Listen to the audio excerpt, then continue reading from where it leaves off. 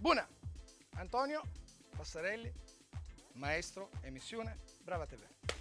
Astăzi vom face două rețete. La prima rețetă vom folosi ingrediente taca, taca, taca, taca, taca. Așa am spus regizor înainte, ce vreți. A doua rețetă să spunem taca, taca, taca. Regizor, știam eu ce trebuie să spun. Prima rețetă este extrem de simplă. Ne trebuie cotlet de porc cătit în basă temperatură. Trebuie să-l feliam. E bine, pe tocător alb sau roșu, domnul regizor? Eu merg pe alb, nu mă interesează. Pentru că aici avem o problemă de culorile, da? Vedeți? Îl feliam așa, destul de subțire, da? După care vom adăuga niște roșii, un pic de busuioc, un pic de basilico, adică busuioc e tot basilico și un pic de origano.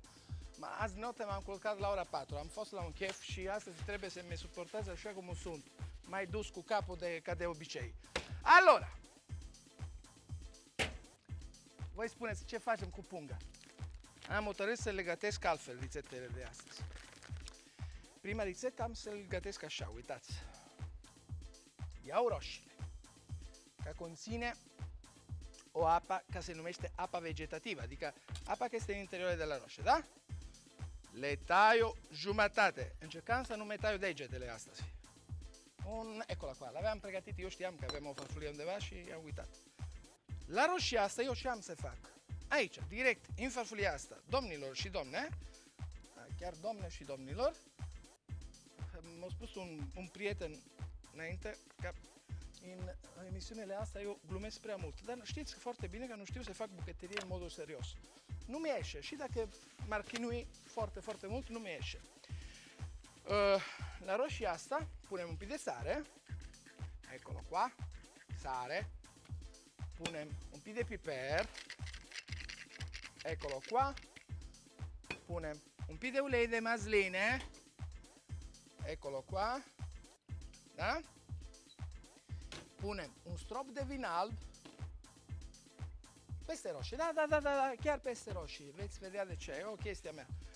După care, acum vine partea frumoasă, punem carnea asta un pic deoparte, 3 secunde, levam niște frunze de busuioc, era o melodie românească cu busuioc.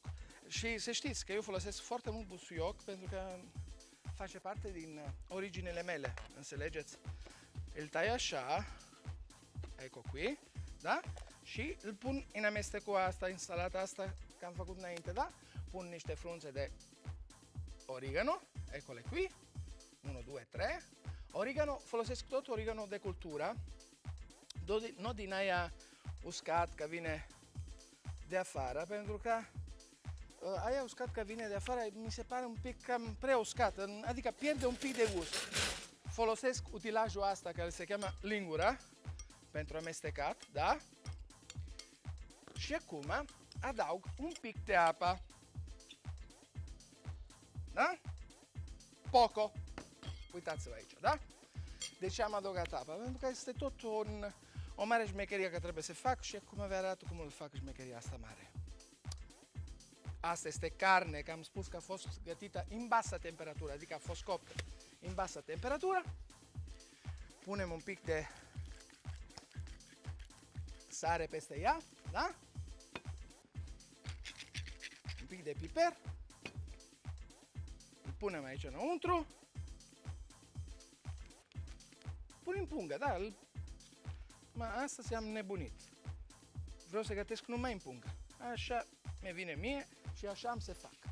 76 de grade. Temperatura misto-calore, da? Am pus aici 30 de minute, dar e prea mult. Mi-ajunge 20, așa că nu chinui pe lume aici prea mult cu emisiune, 40% umiditate, dau start. Ok? Bun. Salata asta frumoasă cu roșiile și cu de toate, iară, l-arunc aici înăuntru, plac,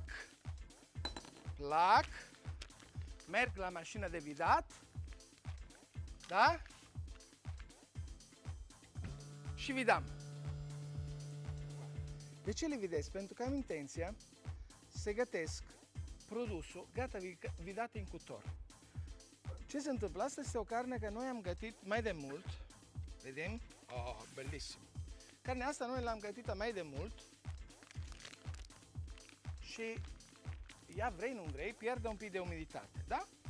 Și eu ce fac? Dacă îl gătesc în tigaie, nu riesc să le dau umiditate cum vreau eu. Invers, uitați-vă, l-am vidată, am pus amestecul aia, că ați văzut înainte, și îl pun în cuptor. Asta este extraordinar când doriți să faceți un preparat pentru catering, da? Acum, rețeta asta merge singură, fără probleme, și hai să facem a doua. Când i-am disosat cotletul meu de porc, m-au rămas o grămadă de chestii aici. Prima chestie că m-au rămas sunt niște osele, da? Ce facem cu osele astea? Vă arăt imediat. Ne creăm un fond ca în viitor, noi astăzi, în viitor, ne va trebui. Astăzi nu ne trebuie pentru că am hotărât să fac produse light. Light. Cuvântul asta este teribil. De ce nu spunem ușor? Nu știu. Pentru că ne place să vorbim ca americanii. Un cuvânt care mi omoară în ultima vreme este aia cu am upgradat. Cum vine chestia asta? Adică, în loc să spunem că m-am adeguat, nu, m-am upgradat. Porca la miseria, ragazzi! E terrificante! Basta, basta, basta, basta, basta, basta. Atunci am pus ulei în tigaia noastră de fier și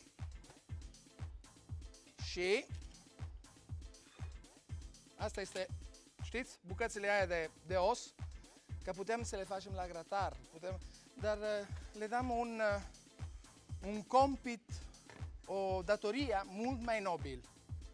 Facem un fond. Și să facem un fond, vreau să le rumenesc un pic. Vedeți? Tare, tare. Tigaia, mi iubești tare, tare? Da, tare, tare? Da. Ecco qua, da?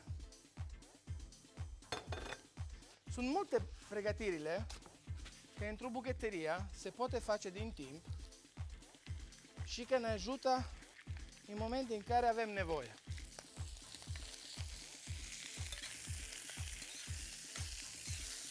Ok, bellissimo.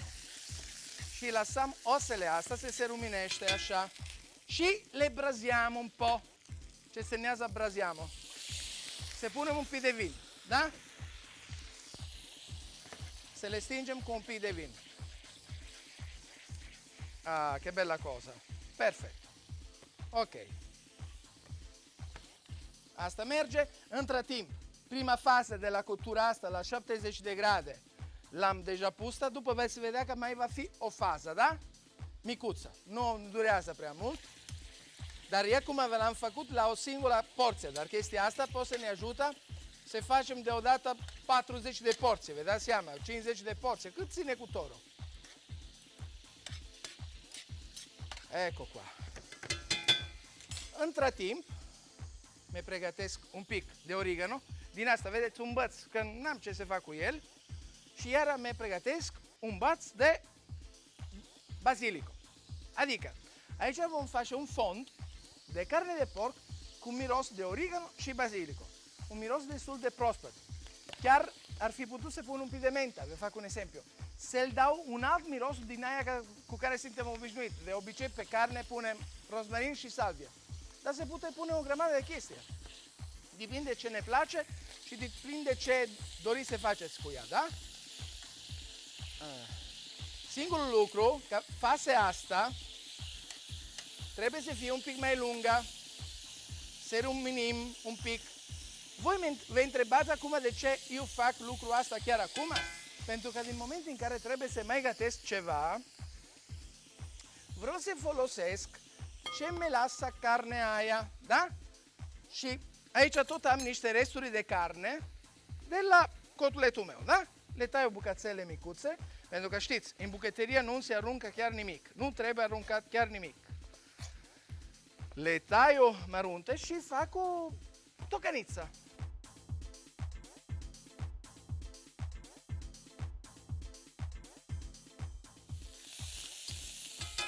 Ok? Mettiamo un po' d'acqua. Punem un pic de apă. Da? Începe să se simte miros fain, straordinario, bellissimo. Da? Acum că am pus un pic de apă, eu asta să-l fac, dar nu ne trebuie. Bine? Punem tot aici iară, într-o oală.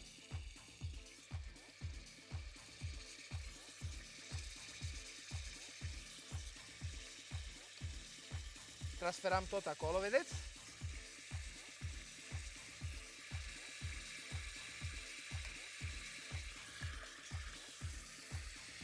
Eccoli qua.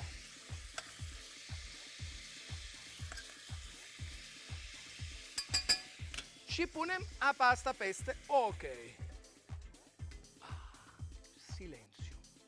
Pun la focul mic și uit de ea. Nu mai mă interesează. Chiar nu mai mă interesează.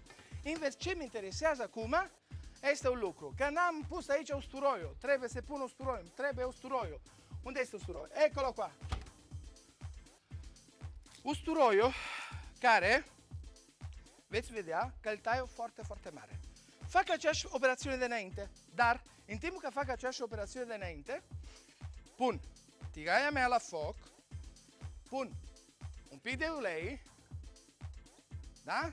Puțin, și las ulei să se încălzește. După care, iau usturoiul, îl curăț foarte, foarte frumos, da? Foarte frumos. Nu știu cum se poate curăța foarte, foarte frumos un usturoi. De niște ori mi ieșe niște tâmpenie. Jur, pe cuvântul meu, domnule, m-ar împușca singur. Allora. Da, dar și un usturoi poate să se curăță frumos. Perché nu? Iau cuțitul și nu-l mărunțesc mic, îl mărunțesc un pic mai mare, da? Pentru că vreau să se vede. Ok? Vreau să se vede, pentru că dacă unul nu-l place usturoi, ce? Folosim bolul de înainte, da? Ulei s-o încins bine deja. Scotem din foc un pic, să nu fie prea încins, da? Și rumenim un pic carnea asta, că am tăiat bucățele, vedeți?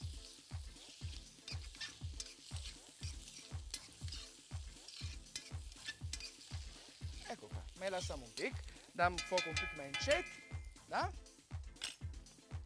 Și facem acest lucru de înainte, iară, niște roșii sherry frumoase, da? Eccole qua. Le tagliamo așa in doi, noi in patru. Ne uităm acolo ce se întâmplă, dar merge foarte, foarte bine. Nu avem probleme. Voi când gătiți, vă place să mai cantați, mai faceți ceva? Da, eu când sunt nervos, când sunt foarte nervos și vreau să mă relaxez, glumesc foarte mult și cânt. Mi trece. Allora, draga regizor, să știi că am aproape terminat, să fii pe faza, cum ar veni, da? Un pic de busuioc, ok? Da? Qualche frunza, adică câteva frunzulițe aici de origano, da? Mă duc să întorc un pic carnea aia, dacă nu, mi se va face scrum. No, merge bine, merge bine, merge bine, foarte bine merge chiar. Ecco qua, continuăm parte de, punem sare. Ați văzut că am înțeles cum merge șmecheria asta. Trebuie bătută. Un pic de piper și ulei de măsline. Să știi că ar fi stat foarte, foarte bine aici un ardei iute. Dar din momentul în care astăzi sunt cu minte, nu vei pune ardei iute, da? Emisiunea asta se adresează la colegii mei buchetari și atunci la buchetari spun, în rețeta asta un pic de busuioc ar fi, un pic de ardei ar fi extraordinar. Ardei roșu, da? Acum, iar săram un pic carnea asta. Nu mai punem piper, am pus deja acolo înăuntru în compoziție și nu vreau. Și punem un pic de vin în plus, vedeți? Așa. Alb, alb, Pentru că sunt preparați destul de light și vreau niște savori destul de... Nu le vreau puternice, da? Ok. Aici lipsește 3 minute și s-a terminat prima fază. Bun? Aici am pus fondul nostru să se face, ed e ok. Aici fondul, adică supa, cum ar veni, supa de, mai pun 2 roșii aici, supa de porc, o supă de porc cu mirodenie de busuioc și origano, că mi va trebui în viitor. Vă arăt eu că mi va trebui. Aici levăm punga noastră de vit, vedeți? Și iar arunc tot compoziția asta, da? Și mi-ar place să-l arunc bine, cu calma. De niște ore mi grabesc și fac niște dizastri. Știți ce sunt dizastri? Exact ce fac eu acum, știți? Un dizastru. Ok, bun. Calmo, elevăm. Ah, che bella cosa. Da? Bun. Aici carnea e aproape gata, mai 3 secunde, da?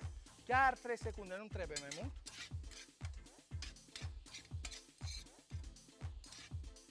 Și adaug un pic de apa caldă. Qui. Ecco qua. Da? De ce adaug acum apa caldă? Pentru că mi va trebui la cuocere. Am dat și temperatură mult mai mare. Am terminat prima fază. Scotem carnea asta, îl punem în bol, cam la dispoziție aici. Las un pic sosul ăsta să se riduce o secundă. Și am să-l pun aici înăuntru tot în bol. Ok? Bine. Aici avem pungurița noastră, că am pus roșiile cu usturoi și cu busuioc și cu un pic de origano și ulei de mazline și restul. Și acum, Antonio, să fii calm, nu faci, dacă faci prostie, te bat. Te bat, Antonio. Și atunci, să nu facem prostie, facem așa, uita. Ok. Da, mulțumesc că vin imediat. Da, mulțumesc că vin imediat. Am spus, da, mulțumesc că vin imediat. E cutorul meu din spate. Cutorul meu din spate mi anunță că a terminat cotura și atunci eu le dau a doua fază, pun la 90 de grade, fac un pic mai înalt, 6 minute, atât și va fi gata, da? Ok. Aici punem asta înăuntru, carnița noastră, da? Aici îmi trebuia cineva că mi ajută, dar știți, fiecare emisiune de Cooking Show are un ajutor, are pe cineva, eu n-am nimic, asta este la mia vita. Tot viața mea singur, ce vrei să faci. Ok, acum punem uleiul aia, adică zeama aia că s-a făcut faina, straordinar de faina de la tigaie. Închidem chestia asta, da? La ducem la vacuum. Ok. Pac! L-am pus în vacuum. Ecco qua. Tot cu zeama. Eccola qua. Vedeți? Și ce se întâmplă acum? Ce vrei să faci cu asta, Antonio? Vreau să fac, că vreau să-l gătesc. Iară, să-l termin de gătit. Să-l termin de finisat. Atunci, aleg tot temperatura mistă, da? Tot cottura mistă, adică a coace mist, între abur și sec.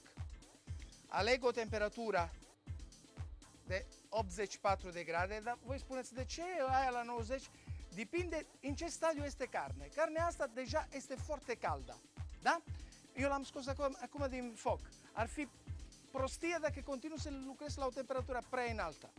Acum eu vreau numai să se concentrează gusturile, atât. Le dau 15 minute, da? Și un percentul de umiditate de 40%. Voi spuneți, dar Antonio, dar e în pungă, ce-ți trebuie umiditate? Umiditatea mi ajută să am o o căldură uniformă, da? Într-o zi vom vorbi și de chestiile astea. Din momentul în care cuptorul meu este deja super cald, atunci preparatul nostru e gata. Degeaba mai așteptam aici, că avea un minut, l-am oprit, da? Così. Ce s-a întâmplat cu punga noastră? Băi, de nu s-a topit. Nu se topește.